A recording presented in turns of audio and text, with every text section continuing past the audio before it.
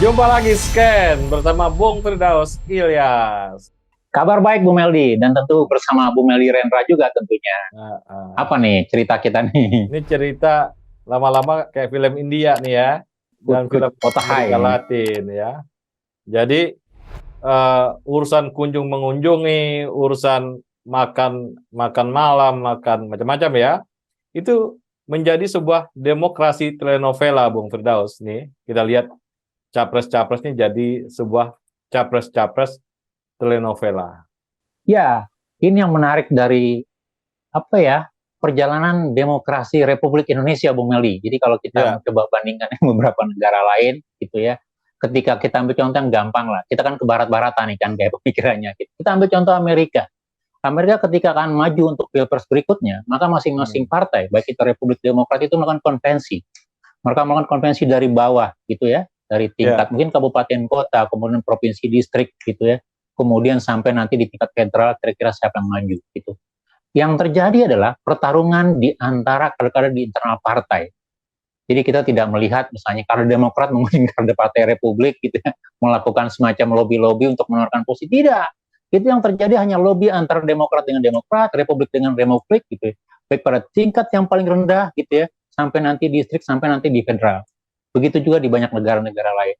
Tetapi di kita tidak gitu ya. Ketika akan maju baik itu terutama untuk Pilpres, kita Ya, melihat sirkus permainan lompat pagar, gonta-ganti partai, gonta-ganti dukungan gitu. Sehingga tidak terjadi semacam mekanisme apa ya, pengumpulan atau akumulasi ide dari bawah, tetapi hmm. lebih kepada akumulasi kepentingan melihat strategi dalam permainan siapa yang menguntungkan siapa yang tidak.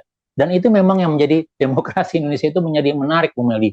Jadi kalau Bu Meldi katakan bagian dari telenovela, bagian dari drama-drama, kita baru melihat drama mungkin babak satu atau ya babak pertama lah dari drama-drama yang akan muncul di dalam telenovela Pilpres atau Pemilu Indonesia untuk menuju 2024 nanti, Bung. Jadi makin banyak, masih banyak kejutan-kejutan, makin banyak gitu ya, hal-hal yang akan apa namanya spin, plot twist dan segala macam, dan itu akan mengagetkan para pemilih atau kita yang notabene yang sudah berkali-kali melihat drama Pilpres, Bung Meldi. Ya, ini saya teringat kisah-kisah Marimar ya. Ini dialami Oh, oleh Bung Meldi penggemar capres-capres juga. Marimar ya. Ya, saya Marimar saya penggemarnya. Ini sekarang semua capres tuh kayak Marimar modelnya ya. Terjadi saling berpacaran, tiba-tiba di menit-menit terakhir putus, pacaran lagi, terus gitu-gitu ya. Jadi demokrasi substansi yang mengarah kepada gagasan itu akhirnya semua capres bermain plot, Bung Firdaus. Ini plot ini kan bagian dari drama. Betul. Ya, kapan dia harus dinaikin, kapan diturunin, kapan anti klimaks, kapan klimaks. Tapi gagasan nggak muncul. Ini yang kita sesalkan, Bung Firdaus. Betul. Jadi kalau kita lihat nih masing-masing skenario, masing-masing sutradara gitu ya, itu memainkan masing-masing apa ya, alur ceritanya masing-masing.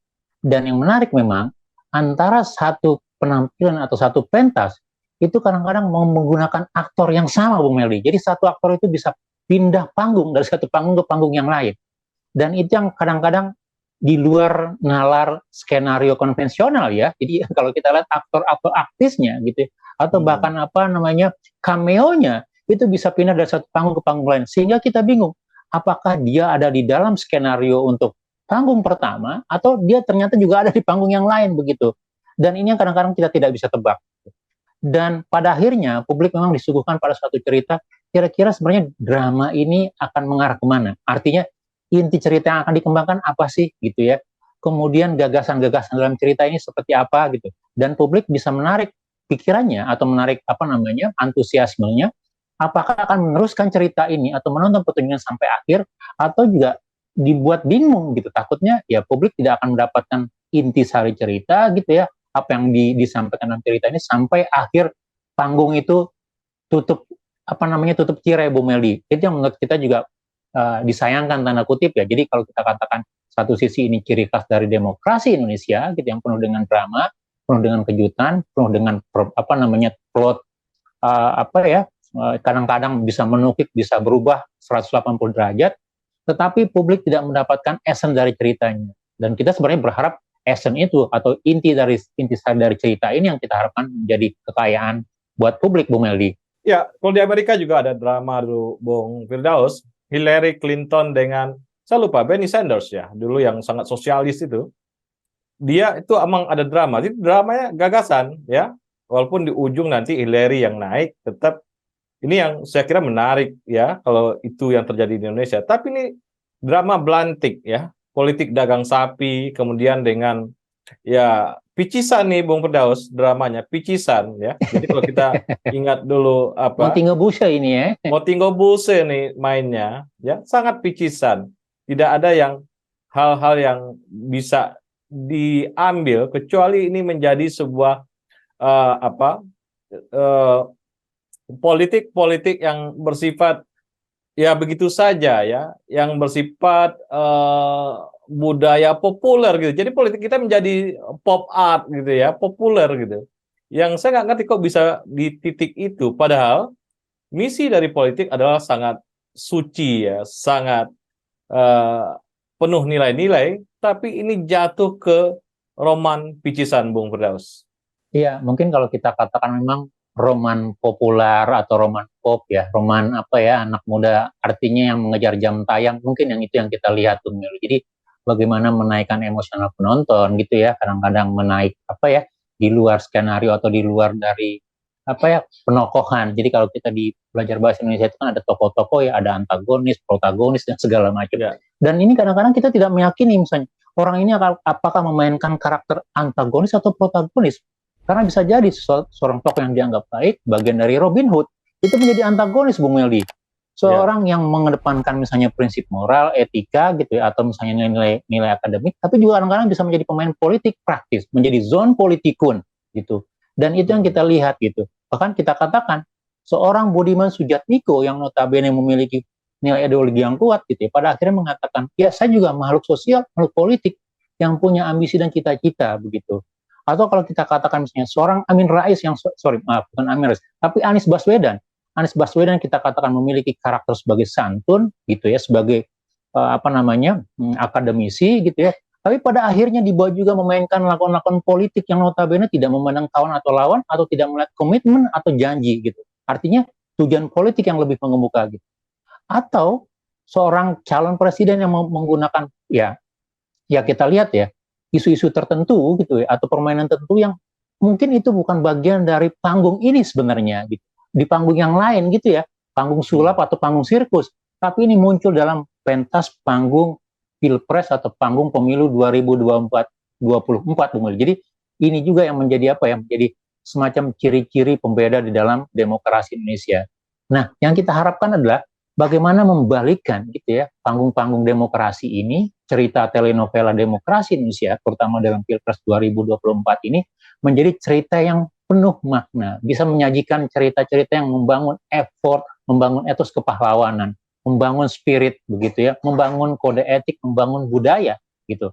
Dan saya tidak tahu selama cara mekanisme perpolitikan kita masih seperti ini, begitu banyak partai, jadi setiap 5 tahun sekali kita akan mendaftarkan partai baru dan itu bisa belasan partai dan kemudian di setiap awal kontestasi kita akan memainkan drama-drama lakon yang bisa berpindah dari satu panggung ke panggung lain, berganti aktor, berganti peran, berganti antagonis atau protagonis, dan itu membingungkan kita sebenarnya, Bung Yodi. Ya, kita harus geser nih ya, para capres-capres nih, dia misalnya berdiskusi tentang IKN ya, berdiskusi tentang tol yang dibangun untuk rakyat Indonesia misalnya, atau bendungan atau segala macam ya.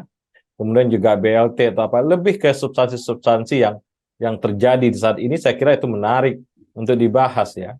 Tapi itu nggak pernah dibahas, Bung Firdaus, tapi yang dibahas adalah masalah bisik-bisik dalam kamar, pindah kamar ya, tim 8, tim 3, tim 2 segala macam ya.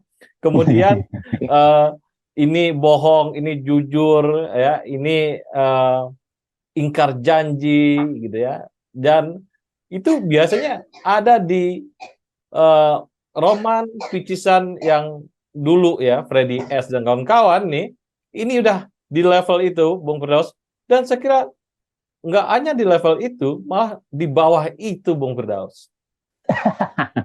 Iya, jadi kalau kita memang kadang-kadang pada titik nadir kita katakan ini sudah betul-betul apa ya, betul-betul apa sekedar drama di televisi tanda kutip. Tapi kalau kita mau coba dorong lebih lebih konstruktif ya, Bung Meldi ya, mungkin yang kita bisa lakukan adalah memperbaiki sistem mekanisme politik di kita. Tentu kalau kita katakan di beberapa kali di video di kanal sekian ini kita sampaikan, kembalilah kepada politik yang berdasarkan cita-cita, gagasan, bukan persoalan politik yang siapa yang menang, siapa yang memungkinkan begitu ya untuk kekuasaan, tapi gagasan, cita-cita. Sehingga kalau kita katakan terjadi pengkanan gagasan, cita-cita menjadi warna politik tertentu gitu, kita akan mendapatkan karakter-karakter politik yang jelas gitu. Warna demokrat, warna sosialis, warna kapitalis gitu ya, warna yang lebih ke kanan, ke kiri dan segala macam. Seperti halnya misalnya di beberapa negara yang kita sebutkan di awal tadi gitu. Nah, kalau itu terjadi, kita sudah bisa melihat nanti ketika membangun ide gitu ya, membangun seorang memilih seorang yang akan dijadikan kita menjadikan kita jadikan pemimpin. Kita mulai mengujinya dari ide atau gagasan kira-kira. Jadi akumulasi ide gagasan gitu ya, perdebatan, diskusi gitu, men-challenge salah satu ide dengan ide yang lain gitu untuk satu konteks persoalan mana yang paling baik, dan itu yang terus akan kita kemukakan. Bukan lagi melihat ya itu tadi misalnya faktor apa ya, simulasi tuh gatuk atau ya atau lobby-lobby di bawah apa namanya di bawah meja atau ya ini menurut saya juga notabene itu tidak membuat kita semakin ya apalagi pasca 20 tahun 30 tahun reformasi Bung Meldi gitu ya, dari tahun 98 kita belum menemukan kedewasaan atau maturitas dalam budaya politik atau budaya demokrasi di Indonesia Bung Meldi begitu. Ya, ini yang saya sebut dengan munculnya aliran baru di Indonesia, politik picisan, Bung Firdaus. Ini saya kira bisa disematkan dalam sejarah politik atau demokrasi Indonesia. Ya, betul. Jadi sebagai sebuah pembabakan begitu ya, bahwa pasca reformasi lebih banyak roman-roman picisan atau demokrasi yang notabene populis gitu ya, yang hanya memainkan sisi-sisi drama, sisi-sisi apa ya, sisi emosional gitu ya, tanpa melihat sisi substansi atau sisi nilai atau gagasan. Dan saya pikir ini bisa kita jadikan catatan untuk semua partai politik atau para pemimpin gitu ya. Kalau kita lihat dari tiga calon presiden dan mungkin cawapresnya atau mungkin 4 calon presiden gitu ya, kita meminta agar mereka juga mulai memunculkan gagasan, drama-drama gagasan, drama-drama ide gitu, lakon-lakon yang menunjukkan kira-kira ingin seperti apa Indonesia di mata mereka gitu. Kira-kira mereka akan meletakkan penduduk Indonesia atau masyarakat Indonesia yang 280 juta lebih ini sebagai apa di dalam panggung kekuasaan nanti. Apakah menjadi semacam skema negara di Robin Hood gitu ya, atau skema yang di mana gitu ya kesejahteraan itu atau keadilan itu kita bisa bangun bersama-sama dengan komitmen dan integritas. Jadi sekali lagi kritikan kita untuk drama-drama capres ini adalah bagian dari kepedulian kita akan Republik ini, Bung Meldi. Bagian dari keinginan kita untuk melihat kualitas demokrasi yang harusnya semakin baik, kualitas perdebatan capres atau cawapres yang semakin berkualitas, penuh dengan gagasan, penuh dengan ide, penuh dengan cita-cita, Bung Meldi. Terima kasih, Bung Firdaus. Sama-sama, Bung Meldi. Tetap menonton drama. Salam Indonesia bersih, Bung Meldi. Salam Indonesia bersih.